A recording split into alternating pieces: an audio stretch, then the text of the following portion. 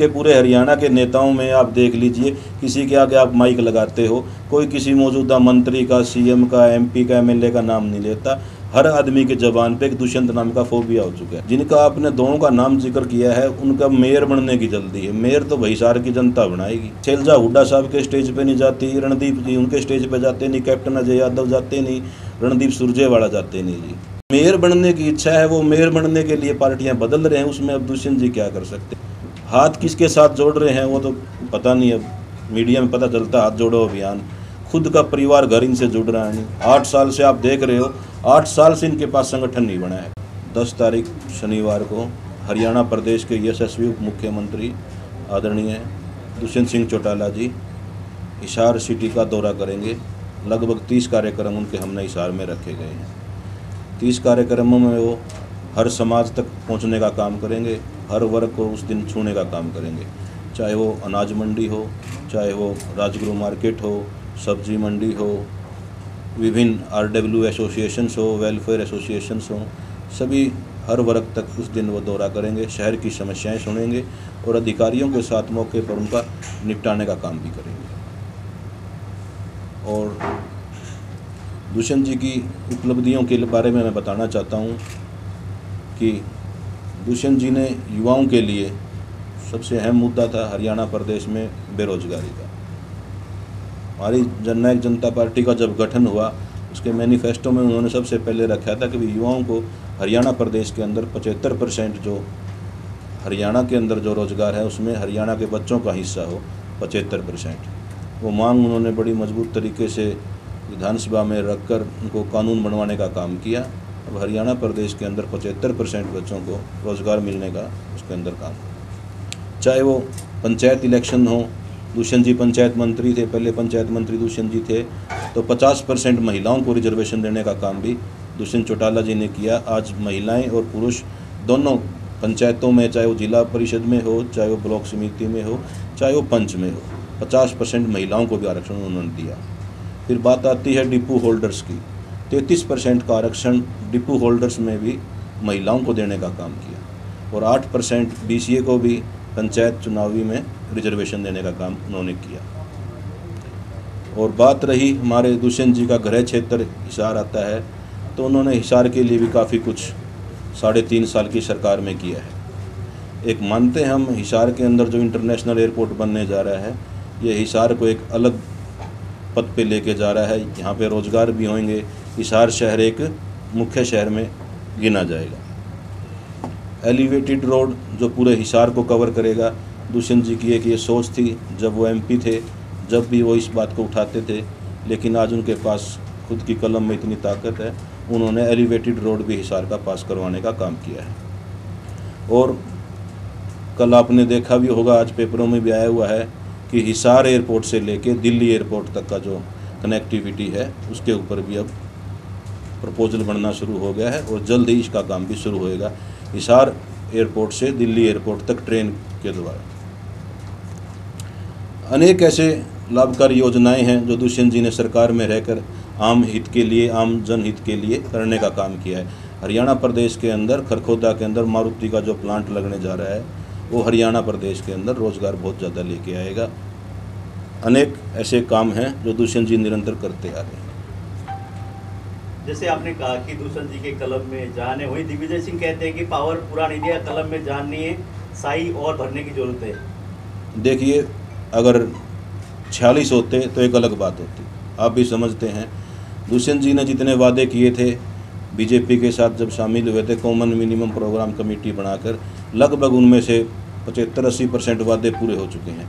एक वादा जो बुढ़ापा पेंशन वाला है वो बकाया है, उसमें भी अब 2750 पेंशन हो चुकी है और अभी 1.5 साल इलेक्शन का बाकी है और इसमें बढ़ोतरी की हम उम्मीद करते हैं। अभी आपने पेंशन का जिक्र किया, जब जेजेपी और बीजेपी का गठबंधन हुआ था तो दुष्यंत चौटाला ने यही बात कही थी कि 5100 रुपये पेंशन के जो है इसी जो सरकार देगी हम उसी के साथ गठबंधन करेंगे और हमारी ये बात मान ली गई है, इसीलिए हम गठबंधन बीजेपी के साथ कर रहे हैं। लेकिन आज तक जो है आप अपने मुंह से बता रहे कि 2750 रुपये जो है पेंशन, तो 750 रुपये तो 3 साल में बढ़ाने का काम किया है। अभी 1.5 साल का टाइम बाकी है, उम्मीद करते हैं और भी बढ़ेगी। ये 75% वाला भी तो उसी का मुद्दा था।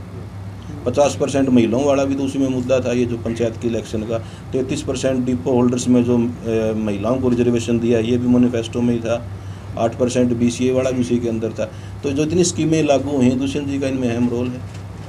जैसे जैसे 2024 के इलेक्शन नज़दीक आते जा रहे हैं, कोई तो हाथ से हाथ जोड़ो यात्रा निकाल रहा है, कोई राजनीतिक पार्टी परिवर्तन पद यात्रा निकाल रही है। तो दुष्यंत जी का ये जो कार्यक्रम है, जो 30 कार्यक्रम आपने बताए शनिवार को आने वाले, तो क्या 2024 की तैयारियां आपने शुरू कर दी? देखिए जी, दुष्यंत जी और डॉक्टर अजय सिंह चौटाला जी और जननायक जनता पार्टी कभी ड्राइंग रूम की राजनीति नहीं करती, ये हमेशा फील्ड में रहते हैं। दुष्यंत जी तो कोठी पे रहते हुए भी एक दिन में 1000 आदमियों से ऊपर मुलाकात करते हैं। ये दूसरी पार्टियां हैं, ये इलेक्शन के टाइम बाहर निकल के आती हैं। जननायक जनता पार्टी एक परिवार है, वो दिन रात फील्ड में ही रहता है, लोगों के बीच में रह के उनके काम करता है।